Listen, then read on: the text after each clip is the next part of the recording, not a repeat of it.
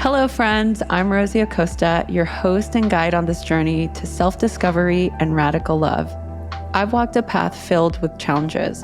Growing up in East LA during the '92 LA riots, it left me searching for meaning, for mentors, for a way to truly understand the purpose of life. But you know what I found? The power of conversation.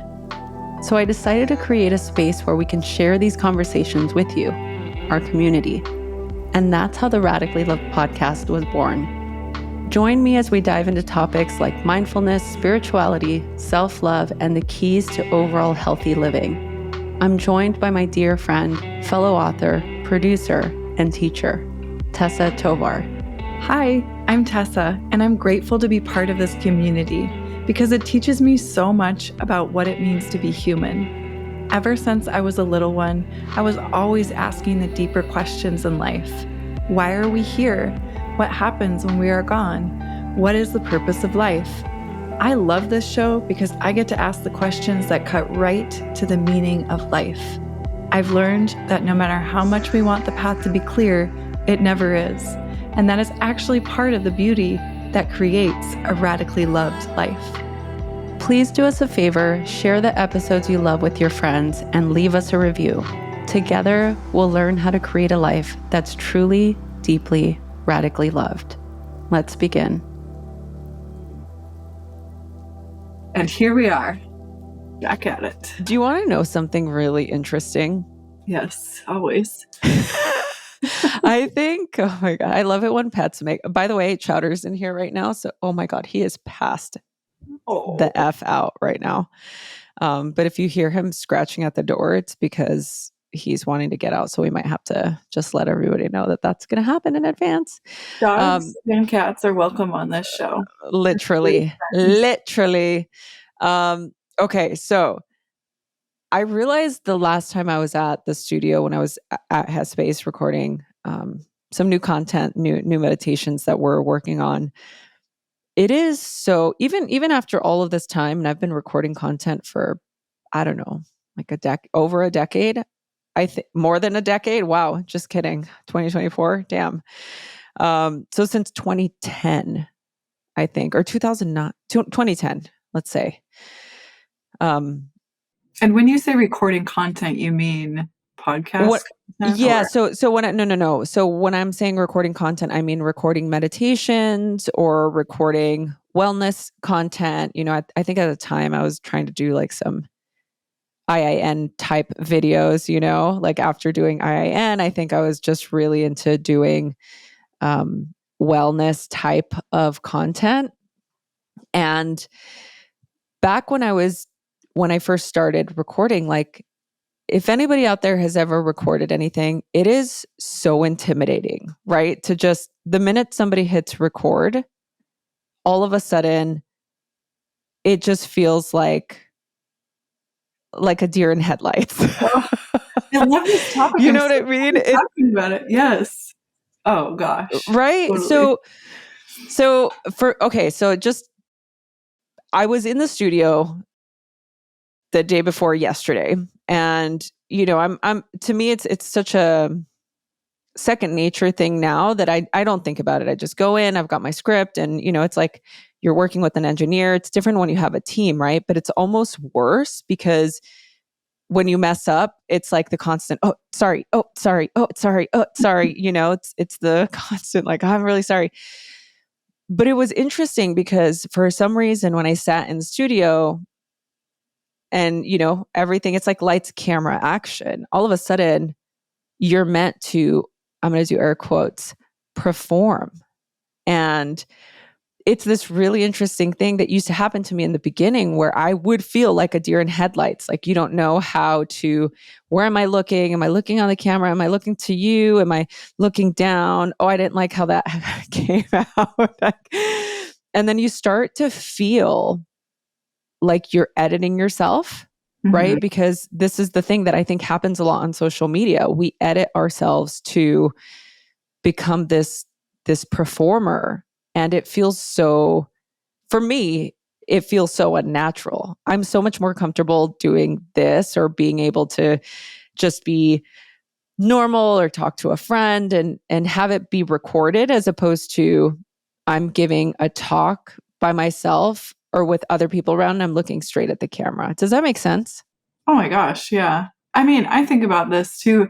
I think there's also a big difference between like what you and I are doing here. We're sitting in our comfortable space. It's just kind of like you and I, Yeah. even though we're talking to this big audience. Of Yes. course, you're all here with us. You're But here with us and we love you all. yes, thank you for being here. But I guess what the nuance for me is like, it's not necessarily a studio with there's a director and there's the producer and there's like people talking to you in your ear about looking this way and kind of cueing you I think about like the lights, camera, action magic of a Hollywood studio, Yeah. Right. Yeah, where people are trained to perform in front of a camera or people are trained to perform in front of an audience. I think I'm curious what this is like for you because since 2020, you've had to do stuff. You've done live classes online, like you've had to sort of create this content, right? All of us in 2020 became content creators, whether you're in this space or not. That's what was happening. That was our medium of communication, which was beautiful because it got us, it provided an opportunity for us to connect with so many more people that we would never connect with, right? I'm thinking about my morning matchas where I Mhm. would do this every day. I'd go live in the morning and it was so much fun. For me, it's different being around people than it is to be in front of a camera where it's a one-sided dialogue. It's I'm talking at you as opposed to even this with you and I feel like for me this is more fun because I get to talk to you, we get to have an interaction, and I feel like that for me feels more genuine and authentic rather than me creating something and just putting it out there. Does that make sense? I don't Oh know. yeah, absolutely. Well, there's so many different ways to create content. For me, the big, huge switch was going from teaching yoga classes live to students where I would get that feedback of like, oh, this cue is landing because I can see their Right, you could bodies see moving. it. Yeah. Or that cue is not landing because everyone's looking at me like they're the deer in the headlights and they're confused about what Right. I'm saying. It's like, why are their hips going this way and the arm is going on the other? That's not right. So it's a little bit strange at first, like with anything new, there's a learning curve and there's pros and cons, but I really have enjoyed, I guess it's, like learning a new skill. I've enjoyed being able to set up my space, teach and create content in my own home, my home office, because prior to COVID, when I always talk about how I left the corporate work world to come to Yeah. this entrepreneurial lifestyle. I struggled in those first few years with feeling like I could go to my office and do work. I kept Hmm. feeling like, oh, I have to go to a coffee shop and do work. Right, And then right, right. pretty soon I was spending all my money on coffee and treats in a coffee shop and not really doing any work. So having my own space and feeling like this is dedicated, it feels like an office. I get up, I go to work. It's separate from my bedroom. It's separate from my kitchen. And when I'm in here, I'm focused and I'm working. Yeah. Has been really nice. I gotta say. Yeah. Yeah. It's nice to be able to have that space to create in a way that is sustainable for you, you know?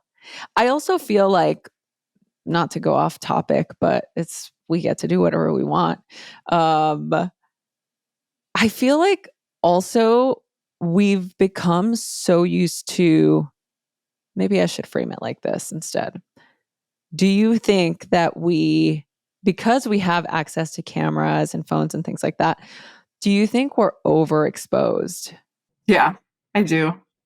I do. I think it's kind of a double-edged sword. I think it's this weird it's like how used to being in front of a camera, talking to yourself, looking at yourself, do you want to be? Yeah.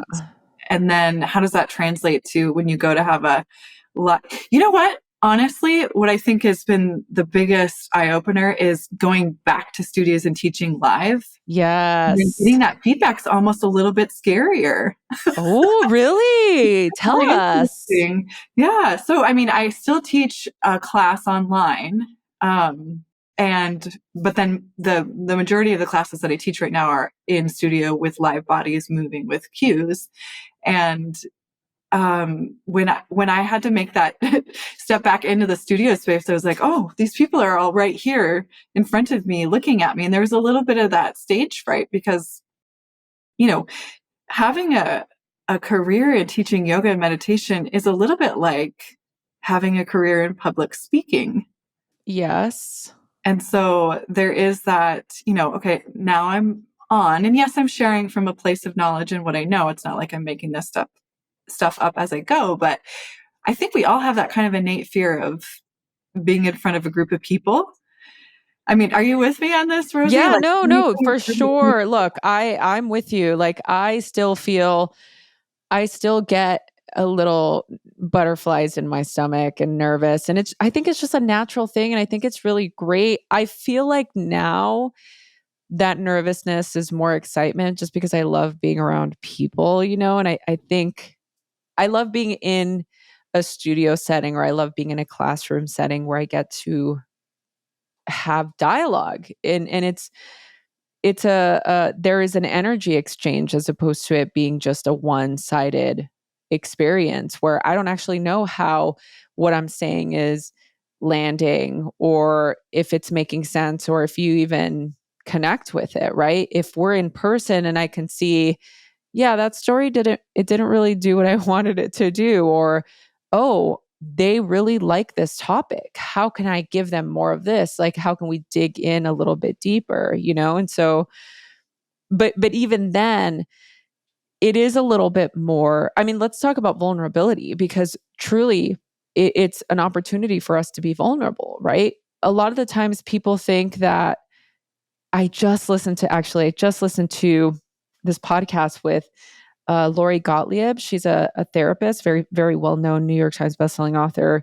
She just was on the Diary of a CEO podcast, and it's one of my favorite podcasts. I love Steve Bartlett. I think he's brilliant, and he's so curious and charismatic, and it's a really great show.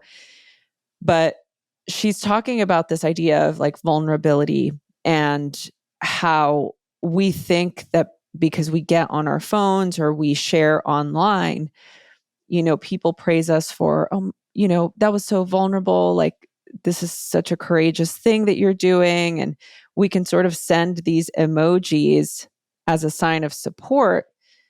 But at the end of the day, like, I think that what her point was, that vulnerability lies in the opportunity to be vulnerable one-on-one when you get that experience, right? Because even though, yes, it's brave to share what you're going through and it's brave to be able to come out and say certain things, it's still only one-sided, do you see what I'm saying? It's like, it's a two-dimensional experience. It's not a three-dimensional moment where I feel like me being vulnerable about something I'm going through is held differently in the presence of another person. And I feel like this ties into our desire to be tribal and to be accepted. And it's just all ties together with this whole conversation. Why do we even get on a stage, lights, camera, action? Why do we even create content?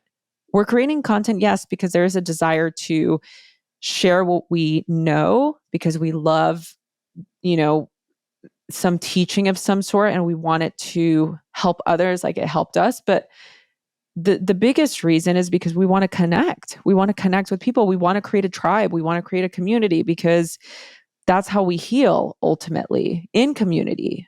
I mean, think about healing on your own by yourself. Like me having 1 million followers and sharing something really deep and heartfelt is to my followers, it's like there's a different energy there, as opposed to if I'm sitting on a couch with my best friend or somebody I really care about and I share that same experience. Like, that's the vulnerability. That's vulnerable, Yeah. right? Yeah. I'm not saying that the other isn't. I'm not trying to say one is better than I personally do think in person is more vulnerable sharing than in a platform like this, but not trying to take away from people. But I think that there is something to be said of an energy exchange when you're human to human. Yeah, for sure. When you get that in the moment, real time feedback about whether or not that thing, it's that thing of it, you see it land with the person. It doesn't have to be teaching yoga. It can just be sharing how you feel about a certain situation and having a conversation, a real deep, true conversation, which is hard to do because there's all of this fear, like you're talking about, tribal mentality, which is very instinctual for us. And it's not anything to be ashamed of. And so I think about that in terms of, you know, we want to belong. We want people to, what's the word I'm looking for? Accept us. It's like what you're saying. Yes. So we want to feel accepted, and we're afraid, I think, and I feel this too, we're afraid that if someone doesn't understand what we're saying, the thing doesn't resonate, Yeah. then that is the vulnerability of being rejected. The Yes. possible Or going back to what you were saying, the feedback, right? It's so yeah, it could be very intimidating to yeah. be, in I mean, I've shared this with you, and I've shared this in classes. I've had people come up to me and tell me that they didn't like my class, or that they thought that, or I did a practice wrong. I remember teaching at Wanderlust one year, and one of the students came up to me and said, "Oh, I recognize this practice from these teachings, and you actually did it wrong." And it's like, well, I had intentionally done it the way I'd done it because I'm teaching it's not an advanced class. Obviously, you need to tailor your teachings to the audience. And typically when I would teach at the festivals, I'd always get a lot of beginners and people that weren't that experienced in meditation, so I did change it. I altered it so that it was more general population ready. Like my prison work is coming out now in my vernacular. I'm like, Gen Pop. It was general population. So, I think that getting that feedback right then, it's pretty part of me was like, damn, like that's pretty uh uh brave of you to come up to the teacher after she just taught and give her this feedback. Like, what was the purpose of that, right? And so I just took it, and I didn't dwell on it. I tried to not anyway, even though I'm bringing it up here many, many years later, Yeah. because it's always the negative feedback that you remember. I got so much positive feedback, and I'm sure there's people here listening to this podcast that I met while I was on, those tours. So yeah, look, I mean, you're not for everyone. Mm-hmm. Right? You're not for everyone, and that's okay. In fact, that's great because the people that you're for will find you and you will find them. And it seems to me in my 40 years of being alive that that is the case. People will come and go, people will stay. And if people really resonate with you, then they'll resonate with you.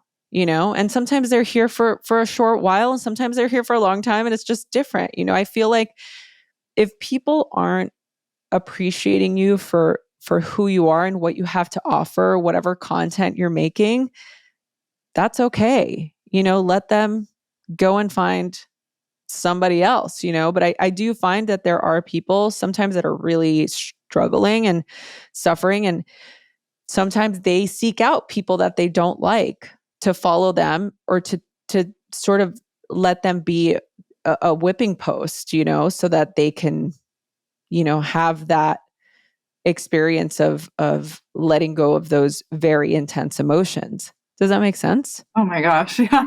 There's so many things in what you just said that I want to be like, yes, and this and this.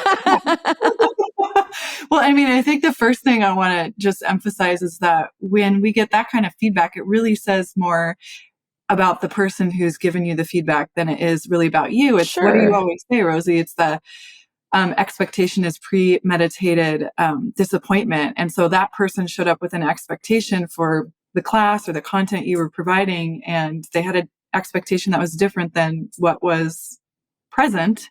And that's okay. That's their expectation. It doesn't have anything to do with you, Yeah. really, at the Yeah. end of the day. And it is hard to remember to let that go. And I have so many stories of the same nature where I got feedback that it made me question, and I've told you these stories, it made me question my validity as a teacher. Let's talk about being vulnerable. It was like, oh my God, I shouldn't be doing this work. It makes you question like your life's work. So it's a hard line to walk to get that feedback. But that as a teacher or anyone in the public eye, you're going to get that feedback. So we always say that this work is not for the faint of heart. It's not. We develop a thick skin over time, but also I think there's just something so incredible about maintaining your sense of emotion, maintaining your sense of feeling, and not developing a thick skin on purpose. Like,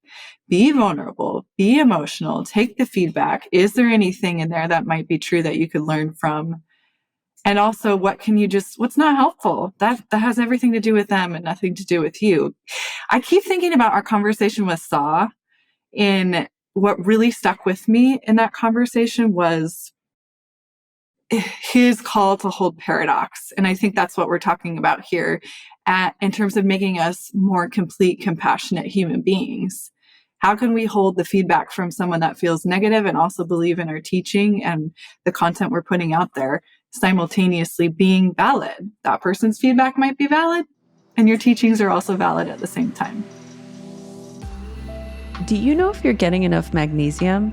Because 4 out of 5 Americans aren't. And that's a big problem because magnesium is involved in more than 300 biochemical reactions in your body. Today, I want to talk to you about the most common signs to look for that could indicate you're magnesium deficient. Listen carefully to the end because there's a special offer happening and this could be exactly what you need. Okay, here we go.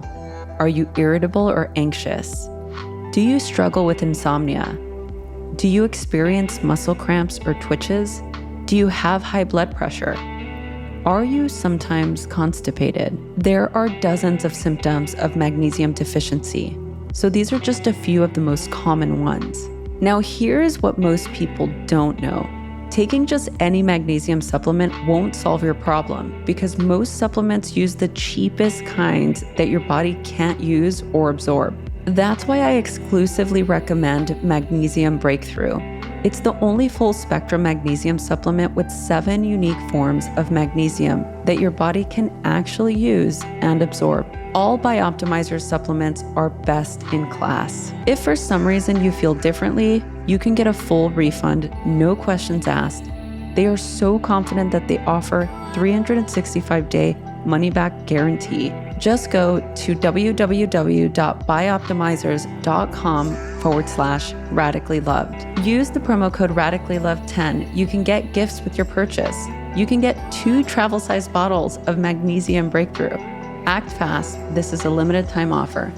Go to bioptimizers.com/radically loved and use the promo code radically loved 10.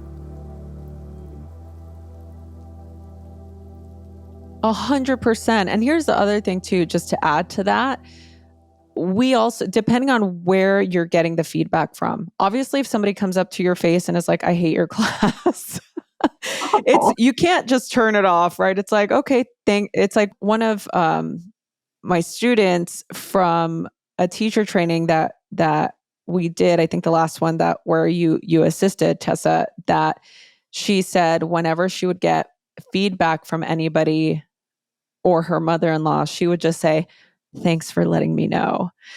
And do you remember that? I love that. I love that so much. And I use it so much now. Ever since then, I'm like, oh, thanks for letting me know. Like that's it. Like, just thanks for letting me know. And I think about the moments prior to knowing that. I wish I would have known that, and to just say, thanks for letting me know. Like that there is no, you don't need to respond or you don't need to justify yourself. So a couple of months ago, I was on my friend Daniel Tosh's show, his podcast, and it was so fun. I had the best time. He's hilarious. And I got a lot. I mean, it's probably the most feedback I've ever had, ever being in the social sphere. And there were some comments that were really negative. And, in the beginning, I was like, I try to not pay attention to stuff like that. Obviously on the podcast, when people send me a DM or they comment on a podcast episode, I'm very responsive and I like to really interact. But this was like on a bigger scale, obviously. And it's interesting to just see the reactions of people en masse.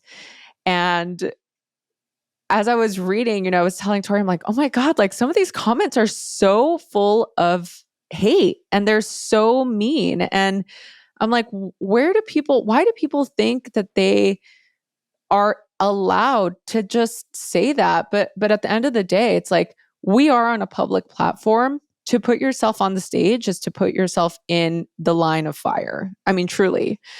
And I understand that. And so I just stopped looking. Like in the beginning, I was responding back on YouTube and trying to, like some people had questions. A lot of people started following me on Instagram thanks to being on his show, which is really great. I have a lot of really great new people here and some that are even listening to this podcast, which if you came from the Daniel Tosh show, welcome. This is your loving space.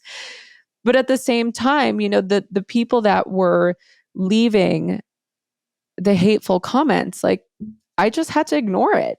And that's how you turn it off, right? You just have to, I don't have to go seeking for it. And I think that that's another issue that we can latch on to. Sometimes we're proactively looking for, okay, yes, I have 10 great comments, but there's that one. And well, is it true? Am I really like this? Am I really coming off in this way? Is it true what they're saying? Like, it just makes you doubt yourself. But I think that those are those opportunities where you just say, thanks for letting me know and move on. It's like, you don't like me, you don't have to be here. It's that simple, right?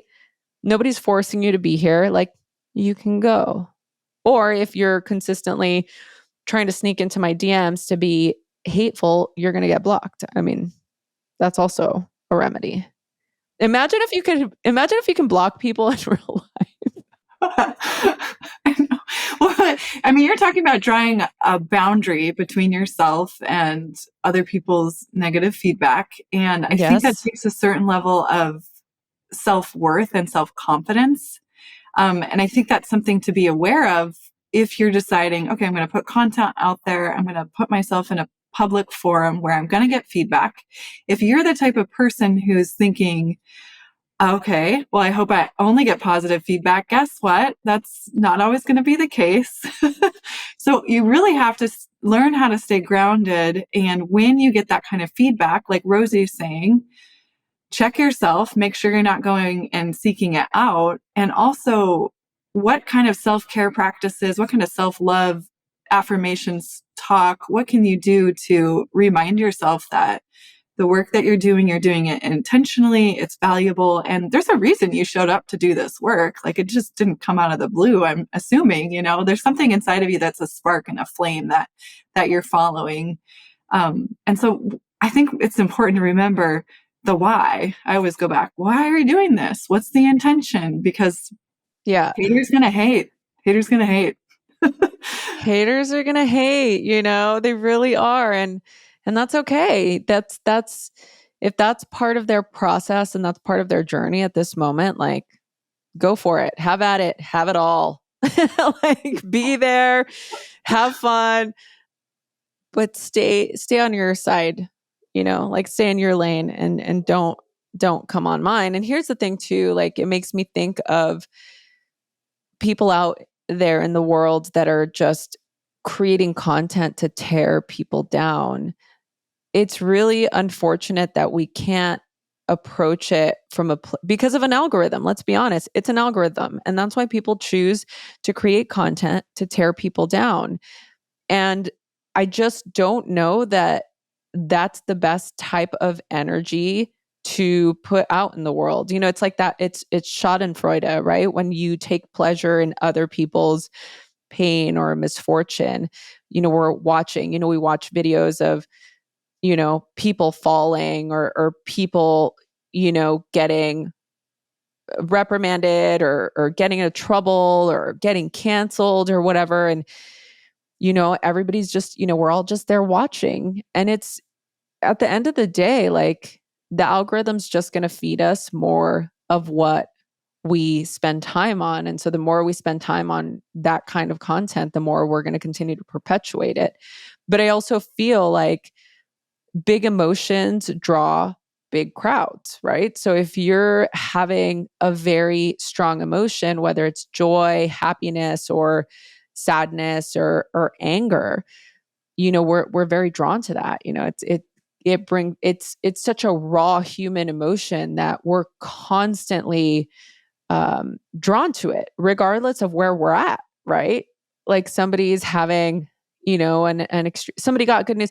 It's like those videos that you see when, that college grad, like that college kid or the kid going to college gets that college acceptance letter. I'm always like just sitting there crying, like, oh my God, it's like the story, and they're just so happy. And I'm like, or, the videos of, people becoming a family or the rescue animal stories. Like, I'm just like sitting there hysterical crying, like, oh my God, like there are angels in the world. Right. But for me, that's the kind of content I follow. And that's the kind of content I want to see. Right. So, but once in a while I get the really provocative, anger inciting content where it creates this energetic field of like, you can't shake it. Right. So I'm going to go to a Spider-Man quote, like with great power comes great responsibility. And just going back to the beginning of this conversation, we were talking about, like being on camera or creating content. And it's like, look, I'm a I'm a yoga and meditation teacher, like I came to this work because this practice changed my life. It saved my life. Like it changed it so much that I wanted to figure out a way to bring this to more people, right? Who am I? Who am I to do that? And that's a constant thought. Like, why? Who would want that? But considering the fact that I've been able to build this platform shows me, okay, people want to hear from me. They want to know what I think and how I think. But my biggest sort of pathway to purpose has been, how do I get people excited about their own journey? Like, how are they going to spark that in other people? It's like, let's create a ripple effect, right? This is the Radically Loved podcast. It's not the Rosie Acosta podcast, right? So that's always been my intention with this practice. I was never thinking like, oh, I'm going to create this sort of me platform that I've seen a lot of teachers in the same space create, which is, that's your thing. Have at it. I'm not hating on you. Like, it's just a different pathway. That's not the pathway that I wanted to take. And I think it's important for us to, especially in the world of wellness, to come back to what these practices at their core are about, right? Is taking away the ego, the I amness. It's again, we talked about the kleshas on the last episode that we did together. It's sort of like, how do we create more sustainable joy? How do we create better ways to navigate suffering? See, I'm not saying how do we take away our suffering. I'm saying how do we create better ways to navigate it? Because suffering is inevitable, right? Like these things in the public sphere are inevitable. We're going to experience them, unless you want to just delete yourself and take yourself off grid, which go for it. Like I'm all about it. But that's just not where we're at right now. Yeah. Well, and I think the other thing too to keep in mind is this idea of slow productivity, which, speaking of other podcasts, I was listening to a podcast about this topic, slow productivity, and it's very much related to what we're talking about here in terms of when you start doing something like this, creating content and sharing it, and it's like based on an algorithm, and the algorithms, like what Rosie was saying, dramatic emotions, big emotions, that might get you big hits right away. But I think in that line of work, what's the long-term goal, and is that sustainable for you? And Yes. if you were to take a step back in your life and be like, does this make me feel good inside? Does this make me happy? I'd guess probably not. It probably feels a little bit empty. At least that's how I would feel. And when I think about it in that way, if I get, a little bit jaded sometimes, or if I get a little bit tired sometimes or uninspired sometimes, I really have to take a step back and again, what is this? So slow productivity is like, what sparks your joy? Why are you doing the thing you're doing? Not based on an algorithm that's telling you do X, Y, and Z to get X results, which is, a template, and it's like a way to do things, and it's a way to gain experience and a way to gain followers, but to what end? To what end? Exactly. So that's the big question for me is I think that, you look at people who like us who are in this space, and we've decided to be here. We're committed to be here for the long haul. We have to constantly, get inspired. We have to constantly educate ourselves. We have to constantly be not on, but feeding ourselves in order to show up and do this work. And I mean, there is an aspect to being on there. But so the whole point of this idea of slow productivity is to kind of, I guess, buck the system, as it were, and Yes. let go of the idea of following the template of an algorithm and really follow your heart and let that be the work that drives you. It's like how artists, before there were algorithms to create. Yes. Oh my God. Have you read The Creative Act? No, tell me about this. Oh my goodness. Rick Rubin wrote this incredible book. It's a New York Times bestseller. He's like very notable record executive, producer. He co-founded Def Jam Records, and he's just like a music guru, right? And to me, I'm like, he's such a yogi. Like, this book called The Creative Act, he goes into basically what embracing the boundless potential of ourselves is all about. It's like he talks about different artists, different songs that were created, um, different pathways of getting to the creative space without the ego. And it's a beautifully written book. Tori and I actually we'll throw it on when we were in Italy. We had both read it separately, but when we were in Italy, like at night, we didn't have a television, which I loved. He was miserable, but I was like, "Oh, this is amazing. Let's do this all the time." And he's like, "No way." But we would put it on Audible to go to sleep to. So we would just listen to it.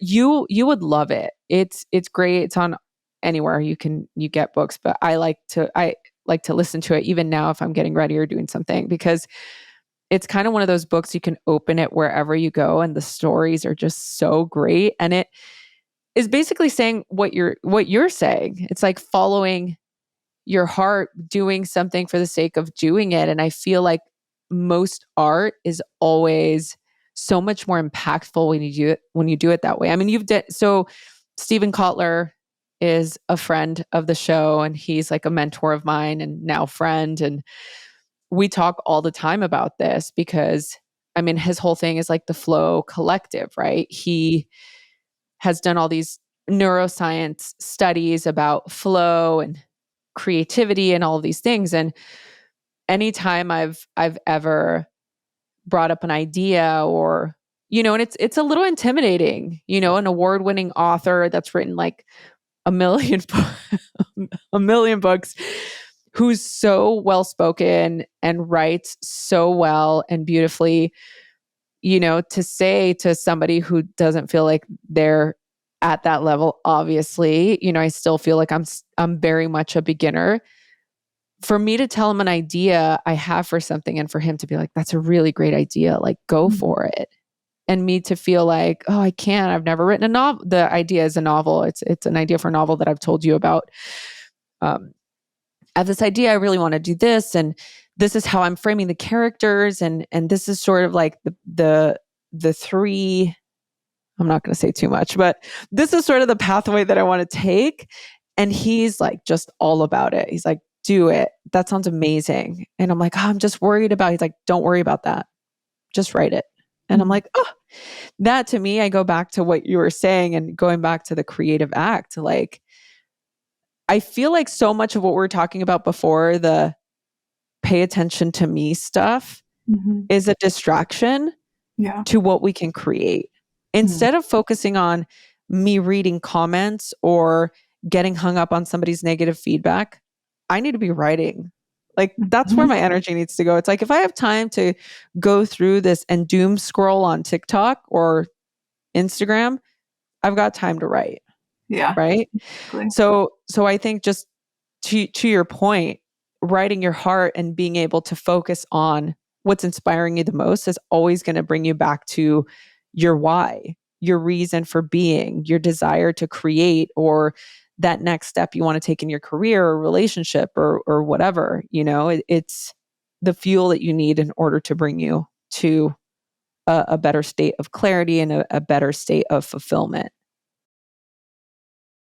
Oh, yes. So the question, dear listeners, I think for you today, having made it through this amazing, inspiring podcast, is like, what lights you up?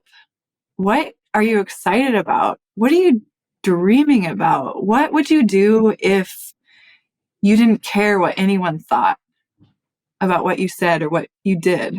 What would you do with your one wild and precious life? Thank you, Mary Oliver, for those amazing words. I mean, me, I'd be sitting and writing poetry all the time. And why am I not doing that? Too much scrolling. Oh, I love that you just call yourself out like that. I guess for me, what I would be doing is I would be doing the same. I'd probably be sitting reading and just sitting curled up with the dogs with some hot, talking about the dogs. You guys probably heard that. Apologies. Sitting with a cup of cacao, ceremonial cacao, and just petting the pets by the fireplace, reading books. And I would want to be around people. Like, I would want to have like a little book club or something. That's what I would be doing. If I didn't have to worry about a job, if I didn't have to worry about paying my bills, I would be just sitting in community, discussing creative topics, just for the purpose of connection. Yeah. That's where your inspiration would come from too. And you'd be like, oh, I want to go write that Yes, idea exactly. into a novel.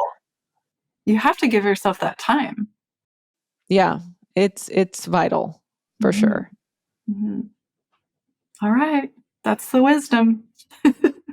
That's the wisdom. We kind of made today's episode like a Wisdom Wednesday, but I didn't want to say it. Oh, I said it. Whoops. No, that's fine.